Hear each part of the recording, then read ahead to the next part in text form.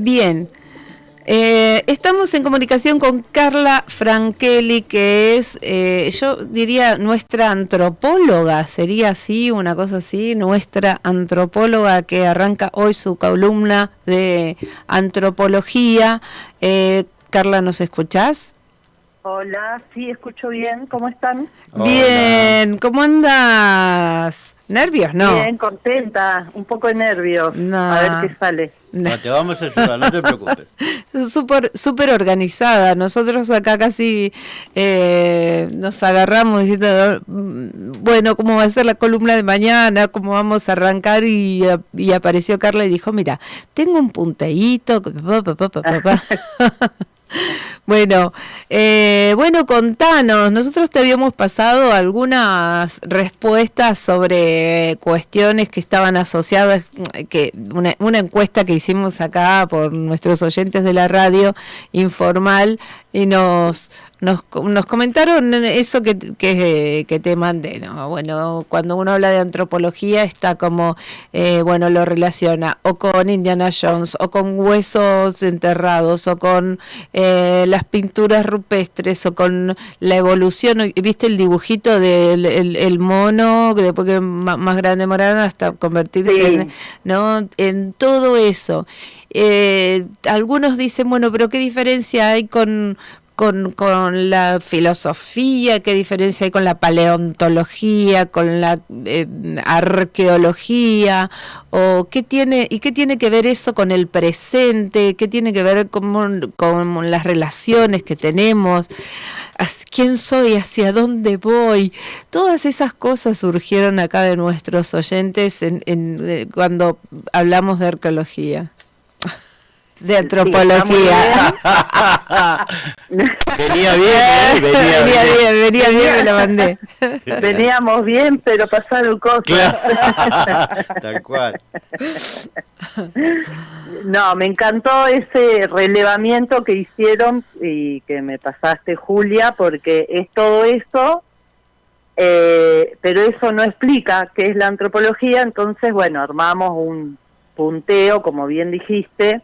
En realidad son aprendizajes de la docencia, ¿no? Esto de preparar un poquito, no del todo rígido, porque si no, una no abre las preguntas a los estudiantes para que puedan ir el paso a la clase. Pero bueno, en función de eso estaba bueno saber qué es lo que les habían respondido, y en general, en realidad noté un leve cambio. Cuando yo empecé a estudiar antropología, era arqueología, o sea, Indiana Jones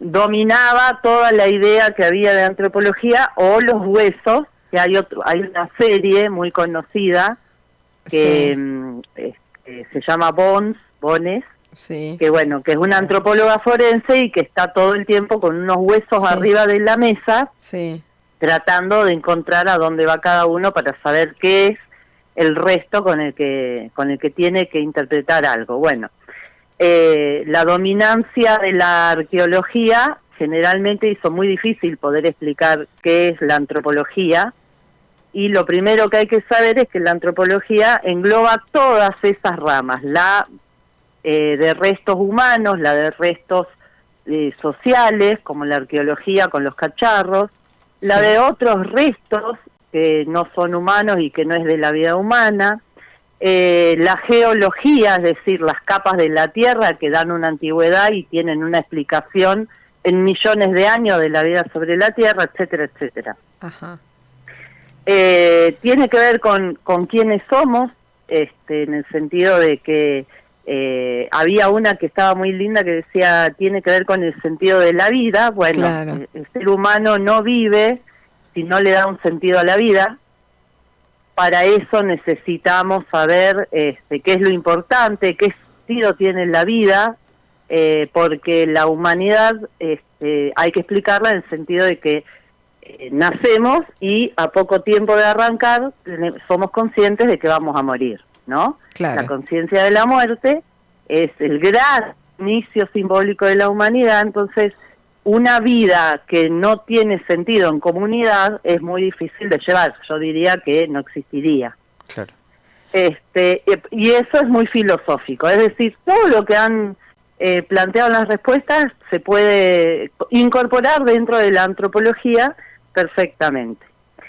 Pero me encantaría hacer una aclaración porque también por todo lo que abarca la antropología, una termina siendo como un poco todóloga. Claro. Y eso, yo te explico todo, y la verdad que sí, tenemos un poco esa tara, algunos más, otros menos, pero bueno, en realidad hay que saber decir, y yo me voy a comprometer en eso, en esta columna y en las próximas, hay que poder decir, la verdad que yo esto no lo sé o no lo manejo. Claro, claro. Porque bueno, el conocimiento científico está dividido en muchos campos y no conocemos apenas y no del todo uno, o algún intercambio entre distintas disciplinas, pero no la totalidad de una disciplina, para nada.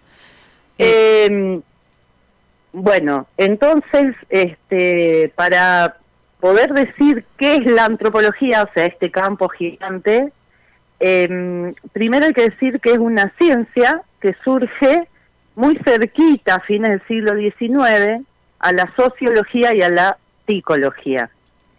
Esto quiere decir que es una época en la que la pregunta por estudiar lo humano se concentra, sobre todo cuando aparece la explicación que recién nombraron, esto del hombre desciende del mono. Bueno, no es así, ya lo vamos a ver, pero también es una de las teorías más conocidas, que es el dibujito del proceso de hominización. Claro, bueno.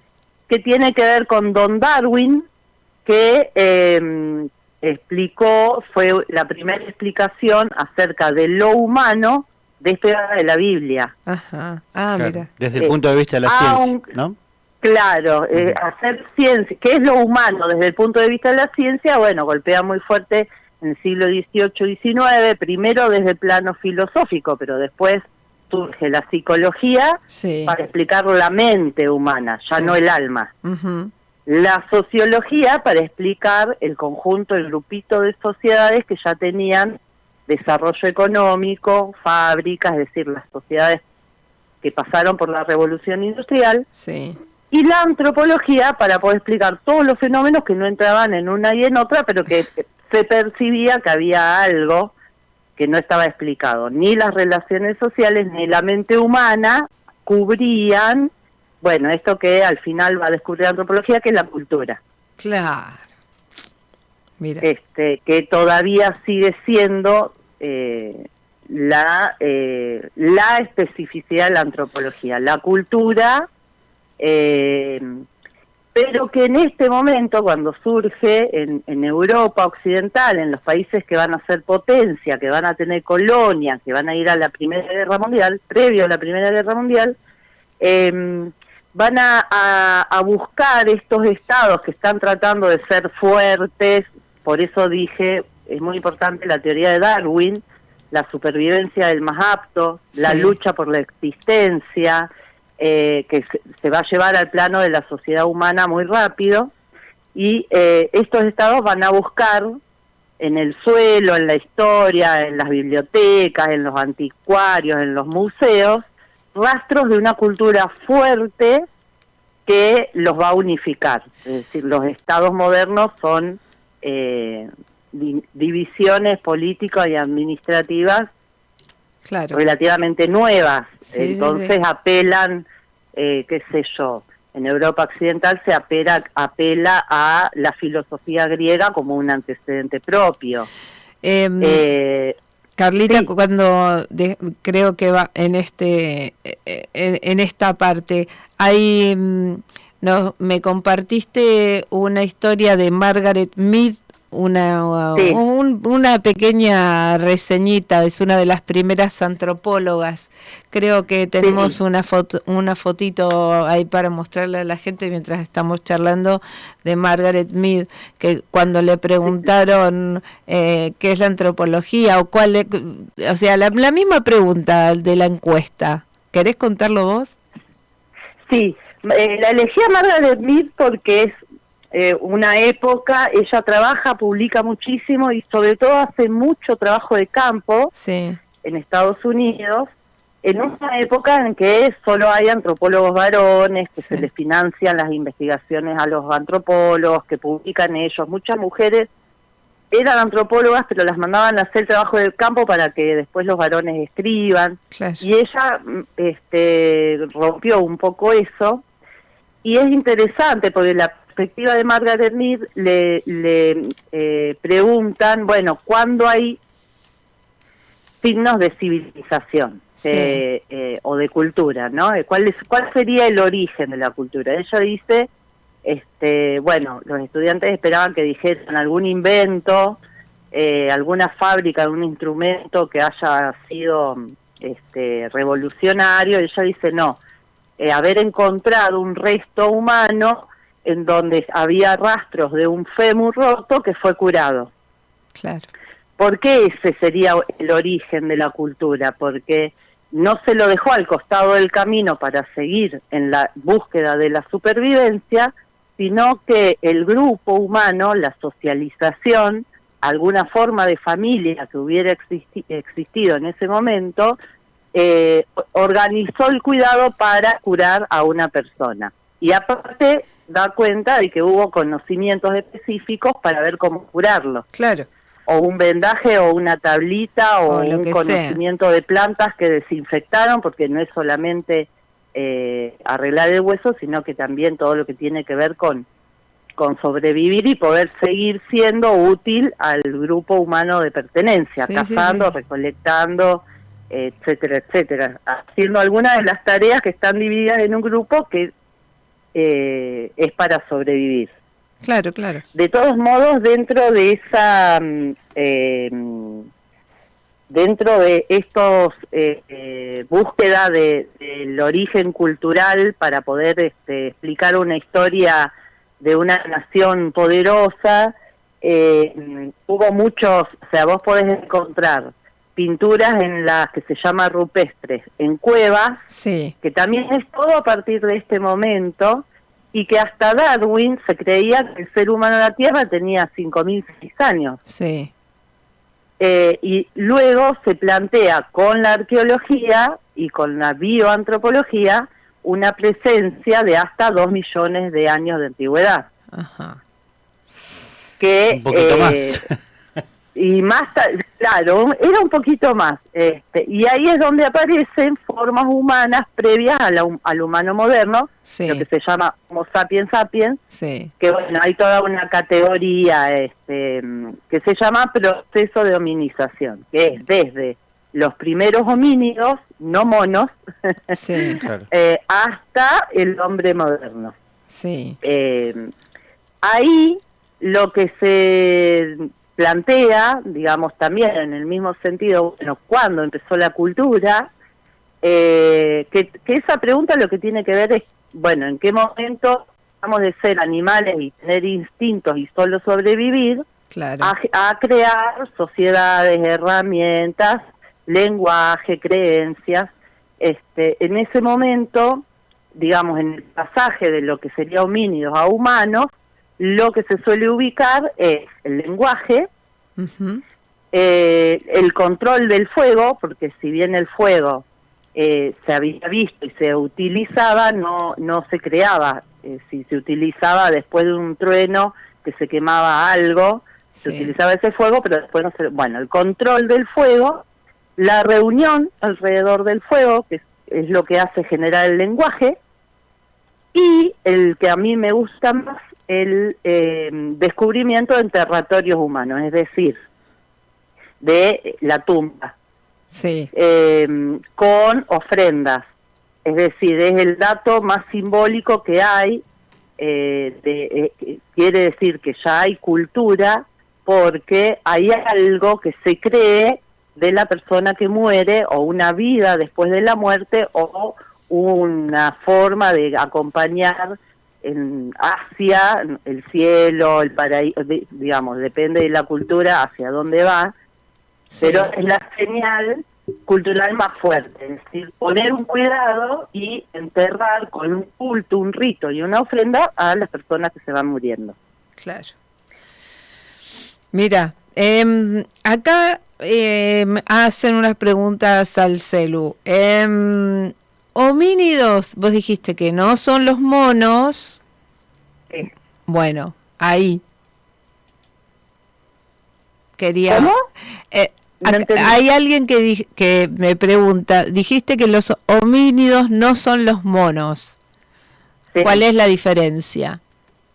Claro, los monos se piensa el proceso de evolución como un árbol, ¿no? Ajá. Entonces, el origen de las especies, según a través del mecanismo de la selección natural, que es el libro de Darwin, lo que dice es, bueno, hay una rama común allá en el fondo de los ancestros, sí, pero los monos son una línea propia evolutiva, y de esa línea, de esa ramita que sale del tronco original, no sale también el hombre. Claro. Los monos van por el lado de los monos. Entonces, otra de esas líneas se desarrolla hacia el homínido, que es una forma de decir prehumano, o en desarrollo hacia la humanidad, sería el homínido, el proceso de hominización. Australopithecus, Pithecanthropus, todos esos nombres claro. que se van achicando el cerebro, que van que están un poco encorvados, que luego van más hacia la postura bípeda erguida, que opone el dedo pulgar a los otros 4 dedos para poder manejar mejor la mano con más precisión, claro. Y que a medida que se va dando esa evolución, se encuentran en los restos arqueológicos herramientas. Uh-huh. Las más viejas y las más primitivas, entre comillas, son las de piedra, sí. Que por ahí es la lanza con una piedra golpeada con otra piedra para que tenga punta y filo, atada a un palo, sí. Y luego se va como complejizando el tipo de herramientas que se desarrolla. Todo ese proceso es el del proceso de hominización. El humano es el Homo sapiens sapiens. Mira. Esta especie, digamos, entre comillas, tiene 40.000, 45.000 años de antigüedad, no 2,5 millones. Claro. Lo que esto te da pauta es que el proceso de hominización tiene 2 millones de años. Claro. Y que sí, no es no es que vamos cambiando y generando lo evolutivo, que a veces se cree como que de pronto hay cambios. Bueno, no, son 2 millones de años. Sí, ¿me decías? Sí, Carlita, varias preguntas surgen. Ponele,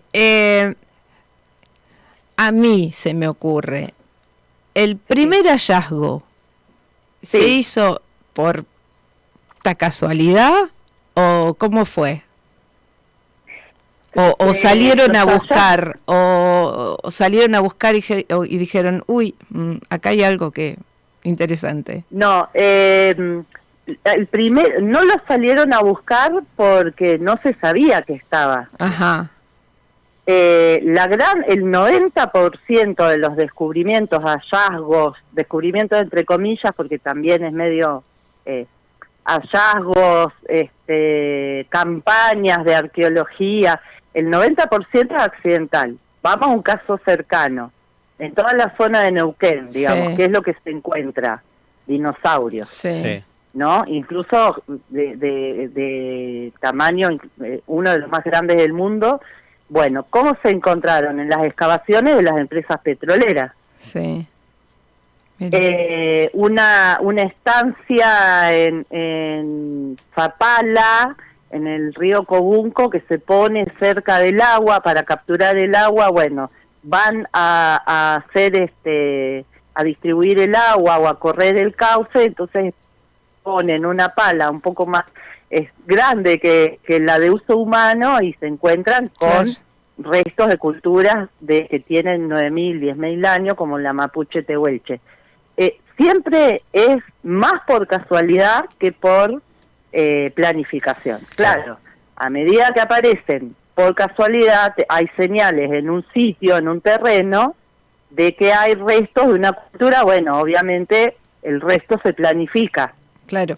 Se sabe en qué capa va a aparecer, se suelo. sabe más o menos hasta dónde hay que excavar, se arman las cuadrículas esas con los pincelitos y se escarba con la palita chiquita porque se sabe que algo va a encontrar. También hay campañas que están miles de años excavando toda la tierra y no encuentran nada, es verdad.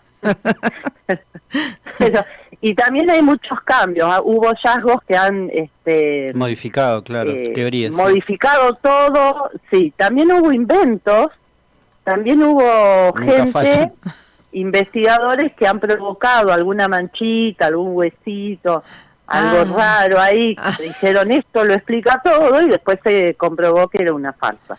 Hay de todo. De todo. Yo te quería... Hay de todo. Algo que me pasa alrededor del fuego, viste, ahora, en cualquier momento, de decir, che, hacemos un fueguito, estamos enfrente al río, hacemos un fueguito y hacemos un fueguito sin tirar nada, no voy a hablar de comida, pero es hacer el fuego y estar todos alrededor del fuego y quedarte mirando el fuego y simplemente eso. Yo creo, vendrá desde esa cosa ancestral que tiene uno de estar alrededor del fuego. Sí, ¿no? Sí, yo creo que totalmente. El fuego. Está estudiado. Digamos que no sería una teoría científica muy, por lo menos, muy famosa.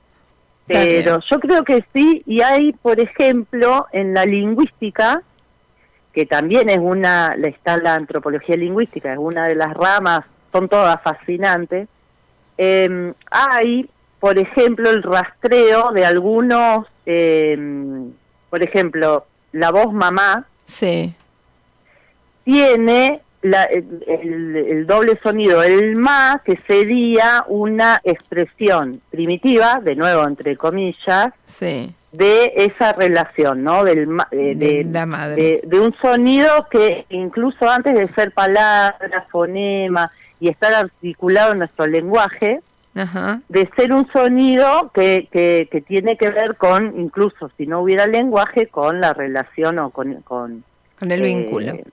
Claro, hay libros enteros de eso, pero más allá de la teoría, muchas cosas de lo que sería, por ejemplo, soñar. Sí. La vocación por interpretar el sueño. Digamos, el chamán, el brujo, le anuncia a la comunidad que tiene esos poderes cuando sueña, porque en el sueño se le avisan presagios. Mira. Bueno, hay muchas cosas que están ahora totalmente intermediadas por la ciencia, pero que en realidad son del campo simbólico humano, si querés de lo inconsciente, totalmente. Mirá qué bárbaro. Pero que nos dicen lo que somos, ¿no? Esto, claro.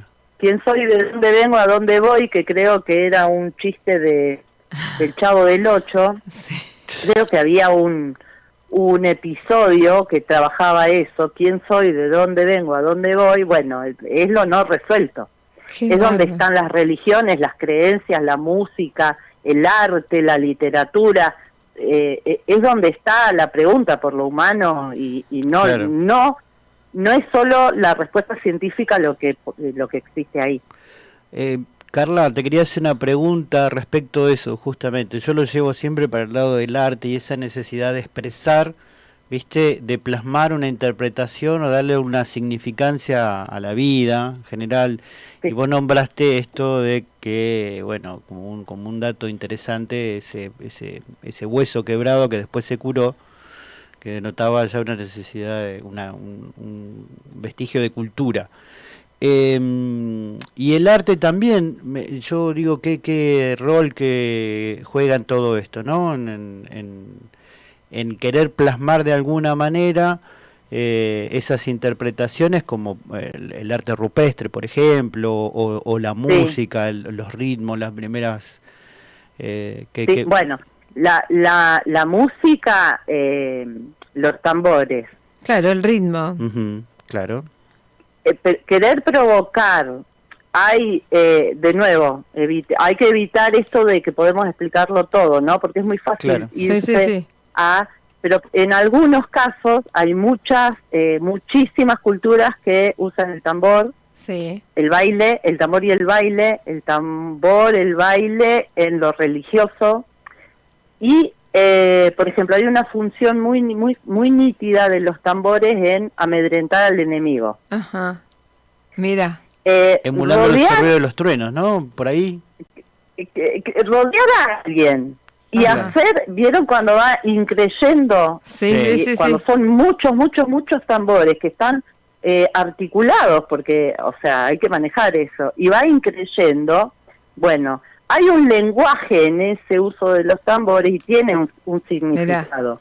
Qué la locura. Pintura rupestre, en donde hay búfalos, hay humanitos chiquititos con el arco y flecha en semicírculo, y animales grandes. Bueno, lo que se dice es que la caza colectiva se organizaba en aquellos lugares donde el animal es muy grande, entonces no se caza de a uno, ni las armas son para utilizar de a uno solo, sino que se arma una emboscada, un semicírculo, y recién ahí, bueno. ¡Qué bárbaro! Mientras los cazadores estaban persiguiendo la presa, algunos representantes de la comunidad que tenían el arte, esto de manejar el arte, hacían las pinturas rupestres, supuestamente esas pinturas eran para garantizar el éxito de los cazadores, estaban en tándem, digamos. Claro. Entonces, mira, el significado del arte era otro, no es lo que nosotros conocemos ahora y decimos, bueno, ponemos un clavo y colgamos un cuadro porque hace juego con la planta, ¿no? Digamos que está medio un poco vapuleado el sentido del arte, y por ahí se piensa en el arte callejero, colectivo, de los centros culturales, como esa apuesta todavía a que funcione fuera de las reglas del mercado y demás. Bueno, también hay sentidos mágicos y religiosos dentro del arte que se pueden volver a tener. Incluso algunas religiones lo mantienen, como esto de los santos, las figuras, las pinturas en las catedrales, digamos. No es algo que podamos ver por fuera de la humanidad tratando de responder por el sentido de la vida. Está integrado. La música ni hablar. Yo creo que siempre les decía a los chicos, su vieja supervisora le decía a los profes, no les gusta cantar a los adolescentes, no les gusta hacer nada, y le digo, chicos, al ritmo no se le resiste nadie. Y creo que tiene que ver con el fuego y tiene que ver con todo eso. Me parece que es como muy ancestral, es muy de la panza, ¿viste? Del pecho, no sé, de algún lado. De algún lado. Bueno, en realidad, si vamos a la idea de evolución, nosotros tenemos un cuerpo y un lenguaje. En realidad somos primitivos, tenemos el mismo cuerpo del neolítico. Claro. No hemos, claro, entonces, porque también para bajarle el precio a la idea de evolución y de progreso, ¿no? Sí. Por ahí hemos perdido más de lo que hemos ganado, sobre todo en la cultura, que la cultura es esta idea, la creencia o la fe tiene tanto sentido como la calculadora. Claro. No tenemos esa vida social pelada de todo, no podemos tener esa vida. Por eso la gran mayoría, cuando va al médico, después va a la iglesia, la tarotista, se hace reiki y de paso acupuntura, digamos, ¿no? Claro, necesitamos todo plano porque... Necesitamos la mojojojo, entonces. Carla... Sí.